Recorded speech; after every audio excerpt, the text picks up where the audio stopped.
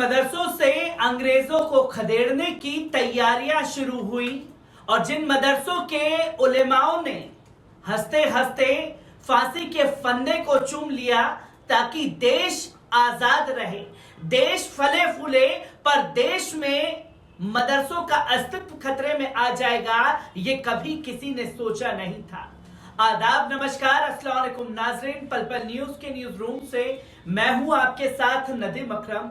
मदरसों का अस्तित्व खतरे में है, जहां मदरसों को लेकर के देश में एक अलग तरीके की बहस छिड़ी हुई है और मदरसों को टारगेट करने वालों की कोई कमी नहीं है। जहां मदरसों के ऊपर बुलडोजर चलाने की प्रतिक्रिया खुद असम सरकार द्वारा की जा रही है, जहां एक के बाद एक मदरसों को शहीद करने की तस्वीरें सामने आती है, तो वहीं मदरसों की जमीन पर गणेश जी का स्थापन करने के लिए हिंदूवादी संगठन उड़ जाता है और मामला कोर्ट पहुंच जाता है। वहीं मदरसे के लिए एडवाइजरी जारी की जाती है, मदरसे के लिए वीडियोग्राफी कराने की बात कही जाती है ताकि देशभक्ति खंगाली जा सके। और अब मदरसे को लेकर के सर्वे कराने की बात भी उत्तर प्रदेश सरकार द्वारा की जा रही है। और इस फैसले के बाद जो है लगातार मुस्लिम तंजीमों की प्रतिक्रिया सामने आ रही है, उलेमाओं की प्रतिक्रिया सामने आ रही है, जहां हर किसी का एक ही सवाल है कि अगर सरकार की मदद से मदरसे चल रहे होते तो उन मदरसों का सर्वे हो तो ये अच्छा लगता है, पर जबरदस्ती मदरसों के अंदर ये किस तरीके की हरकत को अंजाम दिया जाएगा, ये सबसे बड़ा सवाल खड़ा कर देता है। जहां उत्तर प्रदेश में सीएम योगी आदित्यनाथ की सरकार द्वारा लिए गए फैसले पर सवाल खड़े कर दिए हैं all India Muslim personal law board ने, और all India Muslim personal law board ने तीखे सवाल भी योगी सरकार से किए हैं। एक बार इस पूरी रिपोर्ट पर नजर डालते हैं। All India Muslim personal law board ने राज्य में गैर मान्यता प्राप्त मदरसों का सर्वेक्षण करने के उत्तर प्रदेश सरकार के फैसले पर सवाल उठाया है। All India Muslim personal law board ने इसे भाजपा शासित राज्यों द्वारा संस्थानों को निशान बनाने का एक हिस्सा करार दिया है। All India Muslim personal law board के कार्यकारी सदस्य कासिम रसूल इलियास ने कहा कि उत्तर प्रदेश और असम में मदरसों को निशाना बनाया जा रहा है। कानून के तहत अल्पसंख्यक संस्थाओं को संरक्षण मिलने के बावजूद ऐसा किया जा रहा है। असम में सरकार कुछ छोटे मदरसों को बुलडोज करने के लिए चली गई है, जबकि अन्य को स्कूल में परिवर्तित कर रही है। अगर मुद्दा धार्मिक शिक्षा को प्रतिबंधित करने और इसके बजाय धर्मनिरपेक्ष शिक्षा को बढ़ावा देने का है, तो सरकार गुरुकुलों के खिलाफ वही कार्रवाई क्यों नहीं कर रही है। उत्तर प्रदेश में योगी आदित्यनाथ सरकार ने मदरसों के एक सर्वेक्षण की घोषणा करते हुए कहा कि वे शिक्षकों की संख्या, उनके पाठ्यक्रम और उपलब्ध बुनियादी सुविधाओं के बारे में जानकारी इकट्ठा करना चाहती है। इलियास ने कहा कि उत्तर प्रदेश में मदरसों की कुल संख्या का कोई स्पष्ट अनुमान है ही नहीं, लेकिन सच्चर कमेटी की रिपोर्ट में कहा गया है कि इनमें करीब 4% मुस्लिम बच्चे पढ़ते हैं। इनकी संख्या 1000 होने की संभावना है।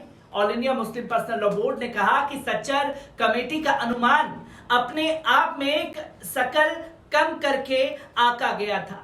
इस्लामिक शिक्षक की संरचना को निर्धारित करते हुए इलियास ने कहा, यह अनिवार्य रूप से 3 प्रकार के संस्थानों के माध्यम से प्रसारित किया गया था। मकतब जो हर दिन कई घंटों के लिए मस्जिदों के अंदर आयोजित धार्मिक कक्षाएं हैं, छोटे मदरसे या हिफ्ज जहां 8 से 10 साल की उम्र तक के छोटे छात्रों को कुरान याद कराना सिखाया जाता है, और अलमियत या बड़े मदरसे जहां छात्रों को इस्लामी विचारधारा, कुरान की व्याख्या के साथ हजरत मोहम्मद सल्लल्लाहु अलैहि वसल्लम के शब्द और अन्य धार्मिक मामलों की शिक्षा दी जाती है।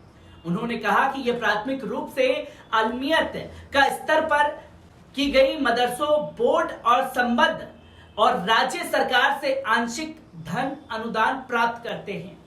मदरसों के लिए जो सरकार द्वारा वित्त पोषित नहीं है, इन संस्थानों को चलाने के लिए समुदाय द्वारा धन जुटाया जाता है।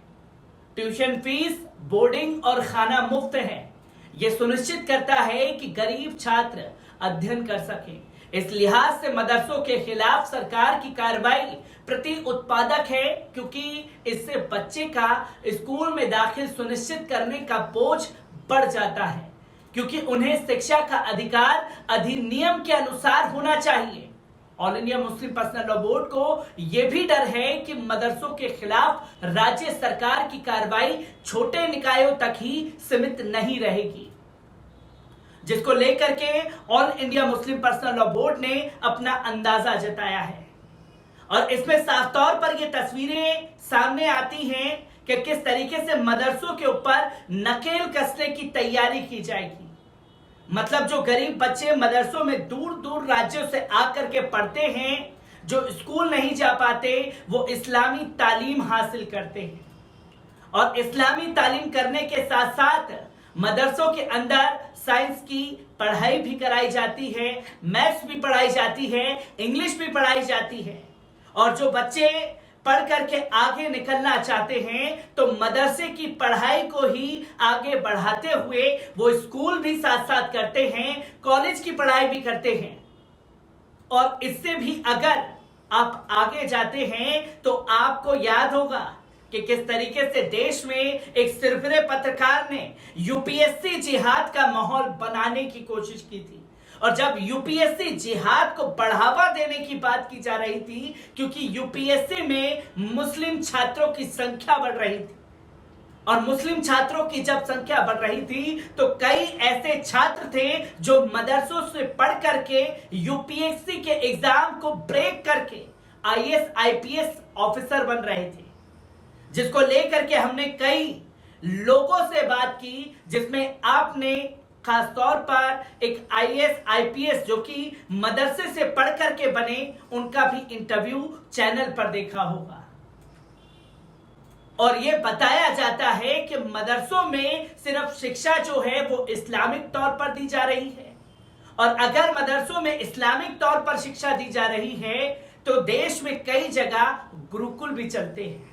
गुरुकुल में किस तरीके की शिक्षा दी जा रही है, यह सवाल all India Muslim personal law board ने खड़ा कर दिया है।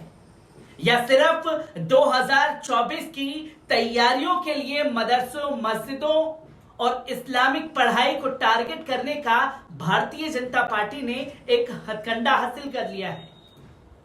मदरसों से जुड़ी तमाम जानकारी लेकर के मैं आप लोगों के साथ साझा करता रहूंगा। दीजिए इजाजत, शुक्रिया।